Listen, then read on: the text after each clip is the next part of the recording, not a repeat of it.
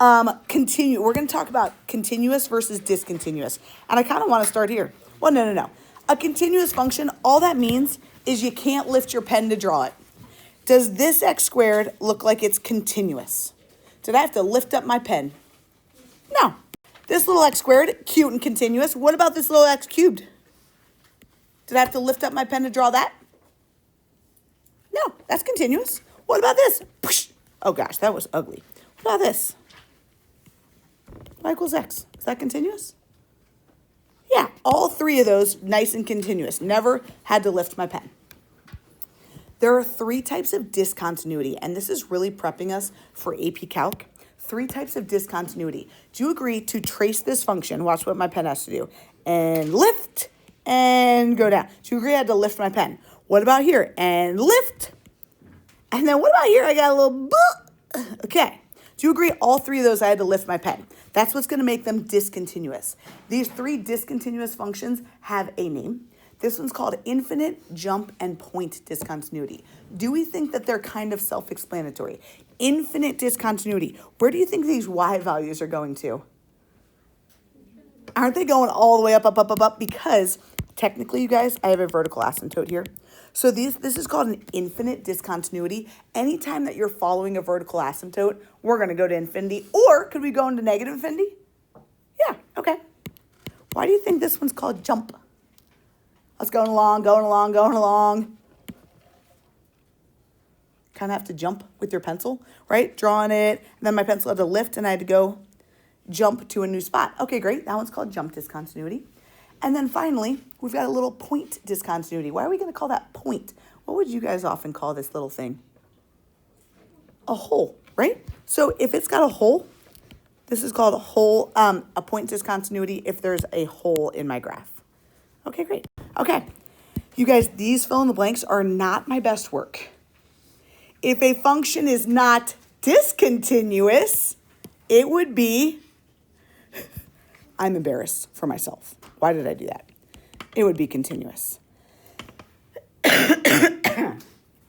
And then I get kind of textbooky, you guys, because this is very AP calculus.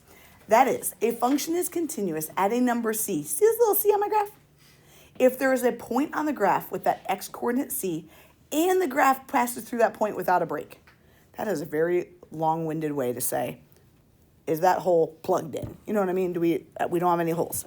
Linear and quadratic functions, just like we drew up here, those are all going to be continuous. Again, not my proudest work on these fill in the blanks. If we only consider x values less than c, okay, yeah. Oh, goodness gracious. We have a lot of different things going on here. So, do you agree this graph here would be continuous at c? Let's talk about why. Something is continuous if it meets these 3 requirements. A function is defined at c. In other words, f of c exists. Do you guys agree when x is c, there is a y, meaning that there's a point there? Let me give you a graph of when f of c doesn't exist. So an example of number 1, if it didn't exist, if my graph looked like this. This would be f of c does not exist. You guys agree? There's no hole, there's no point there. F of c, there's a hole. Another time when f of c does not exist would be like this. Oh, never mind. Nope, that's what I wanted to do for that. So you would say my graph is discontinuous at x is c. Okay, how's about this second part? The second part is where we get a little calculus-y. It says the function approaches the same y value on the left side and the right side of c. You're like, what? This is what we're starting to call a limit. And in calculus, we literally have 3 things we have to talk about. Limits, derivatives, integrals. So limits, we're going to just dabble in a little bit. And that's just saying as I approach c from the left-hand side, it has to come together with when I approach c from the right-hand side. Do you agree my lightsabers come together? When I approach c from the left and from the right, my lightsabers come together. Let's go ahead and give ourselves an example of when it doesn't. If I were to say, this graph here, if I were to have this, boop, boop, if that were my graph. You ready for some funky lingo? And let's put a little c right here. And then let's make our lives a little easier. Let's make this 4 and this 7. To see if this graph is continuous. Do you agree right away? What kind of discontinuity do we have? We have what kind? Jump. We have jump discontinuity. AP Calc would want a explanation as to why. Here's what we'd have to do. We'd have to go through these requirements. First step, does f of c exist? Does f of c exist here? So how I'd write this, I'd say 1, f of c is, or f of c, my bad, not f of 1, f of c is what? What is that point, guys? Yeah, f of c is 4. Does f of c exist? Yeah, it does. We got a value. We got a point. And then this is some funky new notation. This first step is it says as we approach the same y value on the left and the right side. This is brand new, you guys. We're going to use this limit notation. So you say LIM, the limit as x approaches c, and then you do this little superscript of a negative sign. And that's talking about coming in from the left. This is about coming in from the left-hand side. So as I come in from the left-hand side, do you agree that's over here? And what would you say my lightsaber stops at when I get to see from the left-hand side? What y value? 4, okay. So actually, let's not write anything yet. Let's go ahead and say that's got to equal the limit as x approaches c from the right-hand side of my function. When I approach c from the right-hand side of my function, where does my lightsaber end? And people are going to be hesitant because you're like, there's a hole. I agree, but they're saying as x approaches c, not at c. Where does my lightsaber approach? So it's okay that there's a hole there. We're going to just say this y value, 7. So we're going to say from the right versus from the left. From the left, you said it equaled 4. From the right, it equaled 7. Does 4 equal 7, y'all? 4 does not equal 7. As soon as one of these steps does not equal each other, we know it's discontinuous. And we're going to say discontinuous at that x value of c. My bad. Now, does AP want you to say jump discontinuous at x of c? No. They only ask based on a graph if it's what kind of discontinuity, like that problem we saw in the homework. So I wouldn't worry about taking it any further.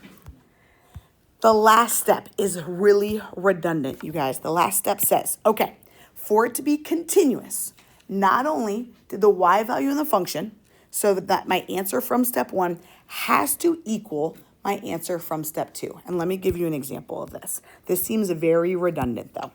Let's say my graph looks like, I'm going to go ahead and do this, and x is c here. Sorry, I did not leave us some good space for this. Does this graph look continuous? Does it look like I ever have to lift my pen? Looks continuous, right? I never had to lift my pen. And here's how we'd prove it. You guys, let's make this value 5 over here. I just made that up. Does f of c exist? What's f of c? What's that point? 5? F of c exists. There it is. And then the second step, which we're uncomfortable with, does the limit as x approaches c from the left equal the limit as x approaches c from the right? This is new and uncomfortable. Okay, here's the funky part. You guys, do you agree? As I approach c from the left, do my lightsabers come together as I approach c from the left and from the right? Didn't they both equal 5? Okay, I know this is a bit redundant. So we'd say 5 is 5. Those equal. The third step my last class really struggled with, so I'm really trying to show it to you guys a little differently. The third step, we met our first requirements. F of 1 or f of c exists and my limits existed. Are they equal? Was the answer we got from step 1 equal to the answer we got from step 2? Yeah, here's how we have to say it. It's a little awkward. F of c, that was our answer from step 1, equaled the limit as x approached c. That was my work from step 2. So f of c has to equal the limit. Notice that I didn't put my little superscript because they equaled each other. So I don't need a superscript. This is just saying f of c, my answer from step 1, equaled my answer from step 2. Therefore, it is continuous at x is c. Whew. That's a lot. So I didn't want to do this on Friday. Let's try this with an example or 2 or 3 on the back, and I think we're going to be okay. Here we go, you guys. Let's go to page 15. Now let's put this into motion, and I'm not giving you a picture. Eek! Eek! Okay, step 1 is always, does f of the number exist? We've got this piecewise function. They're curious if it is continuous right here. It's always going to point it out right here. And guys, my bad. Let me, okay. We're always going to check at this point. This is my C, if you will. So does f of 2 exist? Now it's up to us to figure out, where do I plug in that 2? Based on these. Is 2 less than 2, or is 2 greater than or equal to 2? Which one of those, top one or bottom one? What, is 2 less than 2? Or is 2 greater than or equal to 2? Right, when we need it to be or equal to, doesn't this match that requirement? Okay, so then you guys, I need us to put in this equation, 1/2 absolute value of x. And we got to go plug in that 2. What is 1/2 times the absolute value of x? 1. Does f of 2 exist? Did we get a number? Cha! Okay, step 1, met. Step 2 is this funky limit notation. Is the limit as x approaches 2 from the left, notice this big space I'm going to leave right here because we have to write something in, equal to the limit as x approaches 2 from the right of something. This is our new little notation. I know it's funky. I left a blank here because we have to pick one of these equations to plug in for each of these. Now, as I approach 2 from the left, think about a number line, you guys. If I've got a cute little number line here, 2, 1, 0, 3, and 4. If I'm approaching 2 from the left, what are these numbers, 0 and 1, compared to 2? They're smaller. Are they less than 2 or greater than or equal to 2? Coming in from the left is always going to be the less than equation. So you guys, I want us to put that 5x minus 9 right here.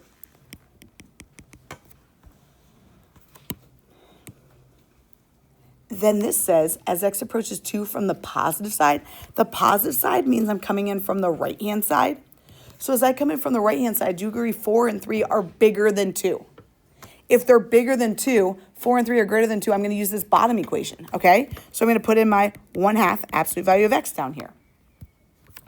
Then what we've got to do here is go plug in this number 2 to each of those. We got to go plug in this number 2 to each of these. Don't worry about the superscript. What is 5 times 2? 10 minus 9. 1. What is 1/2, absolute value of 2? 2 times 1/2? Does 1 equal 1? Woo! The fact that those equal, step 2 is done. Our third step is our answer from 1 equal to our answer from 2? We got ones all around, so here's how we write it. This is what my other class was most uncomfortable with. Our third step, you say f of 2, and I got that from right here, equals the limit as x approaches 2. I wrote that very sloppy. X approaches 2 of my function. And therefore, we're going to say it's continuous at x is 2. So redundant. Because we're like, why do I have to do this? This is so redundant. I'm with you. But this is what AP Calc, this is AP Calc notation. So we proved it was continuous because the point was the same value as my limit. Whew. Let's try again. Let's try number 2. First step. Let's make all of these 3s, you guys. Let's make these 3s. That's my fault. This should be 3s right here. This number will always match this number. My bad. Okay, first step. Does f of 3 exist? Where are we going to put in the 3? Top one or bottom one? It's based on these symbols right here. The bottom one, it has to be the or equal to 1. So I'm going to go write 2 minus x right here. What's that going to get me when I plug that 3 in? -1. Cool. Thanks, Jules. The next step is uncomfortable because this is this new limit notation. We say the limit as x approaches 3 from the left. I'm going to leave a big old blank. We're going to see if that's equal to the limit as x approaches 3 from the right with a big old blank. If I'm approaching 3 from the left, top one or bottom one? Left of 3. the bottom would be from the left to 3. So I'm going to write 2 minus x right there. Okay, you guys. As I approach 3 from the right, if I were to picture a number line, 3 from the right, all these numbers are bigger than 3. Which one of these equations are my x's bigger than 3? The top, 3x minus 2. And at this point, you guys, we just go plug in a 3 to each of those equations. As I plug in a 3 here, what's 2 minus 3? -1. What is 3 times 3? 9 minus 2? Ooh! So as I'm approaching 3 from one side, we come to -1. 3 from the other side, I come to 7. What kind of discontinuity am I going to have? Jump. So as soon as 1 does not equal, we are done. We get to say discontinuous at x is 3. Okay, how about this one? Do we think f of 4 is going to exist? Or we're going to plug in the 4. Top one or the bottom one? The bottom one, because x is greater than or equal to 4. The or equal to is what we need. Ooh, so I got x cubed minus 5x plus 3. Maybe you guys are substituting the 4 in right away. What's 4 cubed? 64 minus 20 plus 3. 64 minus 20. 44 plus 3? 47. Does f of 4 exist? Did we get a point? Yeah. You want to know when f of 4 wouldn't exist? An example of that could be like if my function was 1 over x and I said at x is 0. What happens when you have divide by 0? Doesn't exist. We can't. It's undefined. So this would be a situation where you could just stop right here because there would be no point. Okay. That could be an example. Okay. Now we got to try this one more time. The limit as x approaches 4 from the left. Which equation would I use? 4 from the left. Left less. Left less. Top or bottom? Top. Excuse me. Is that going to be equal to the limit as x approaches 4 from the right? 4 from the right is going to be that x cubed minus 5x plus 3, because anything from the right of 4 is bigger than 4. Guys, when we go plug in our 4 right here, what's 4 squared? 16 times 2? 32 plus 5? 37. Does that equal? We've already plugged in 4 here. What do we get when we plugged in 4 here? We got 47. Do those equal? No, ma'am. So right whenever something doesn't equal, you can just say discontinuous. At that point, x is 4.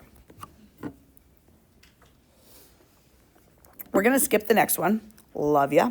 Let's just do the bottom one. F of 2. Where are we plugging it?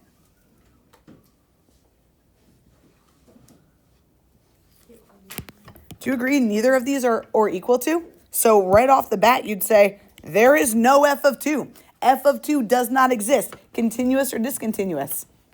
Yeah, so we'd say discontinuous at x is 2.